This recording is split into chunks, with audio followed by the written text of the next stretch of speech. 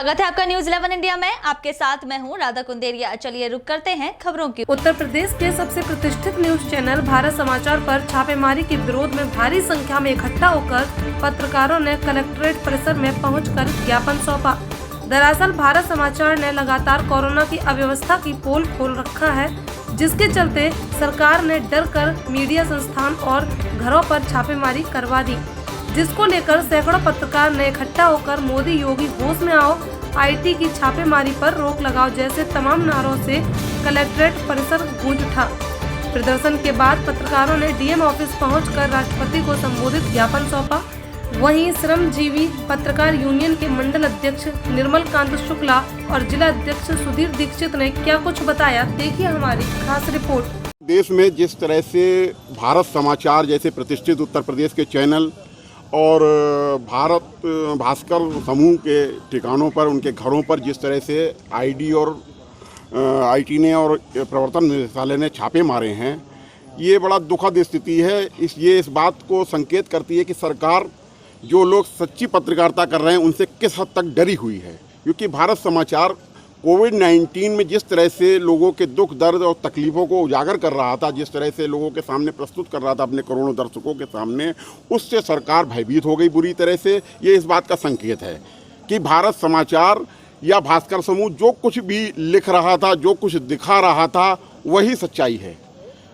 और इस भारत जैसे लोकतांत्रिक देश में इस तरह की जो परंपरा सरकार डाल रही है, ये आगे आने वाले समय के लिए बहुत अच्छा संकेत नहीं है। और हम तो महामहिम राष्ट्रपति महोदय से ये गुजारिश करेंगे इस बात की कि पद और अधिकारों के दुरुपयोग की ये जो परंपरा योगी मोदी की सरकार ने शुरू की है, इस पर रोक लगाई जानी चाहिए। यही इस देश की लोकतांत्रिक स्वस्थ परंपरा को कायम रखने के लिए आवश्यक है।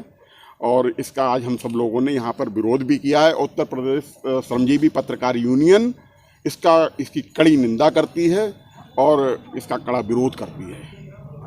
दरअसल अपराधी और पुलिस का जो गठजोड़ हुआ है, इसके चलते हुए पत्रकारों पर पूरे प्रदेश में जगह जगह हमले हो रहे हैं, पत्रकारों पर एफआईआर हो रही है, सरकार उसको अनसुना कर रही है, सरकार उसकी अनदेखी कर रही है। उसकी वजह यह है कि सरकार में बैठे हुए तमाम लोग भी इन अपराधियों को संरक्षण दे रहे हैं। अभी हाल में पीलीभीत में जिस तरह से 24 जुलाई को सट्टेबाजों ने, एक पत्रकार साथी हमारे हैं तहसीन, उन पर जो हमला किया है और उनको जिस तरह से सोशल मीडिया पर उस घटना को वायरल हुआ है, उसमें एक एक चीज़ दिखाई दे रही, मौके पर पुलिस मौजूद है। इससे गंभीर और शर्मनाक कोई बात हो नहीं सकती है।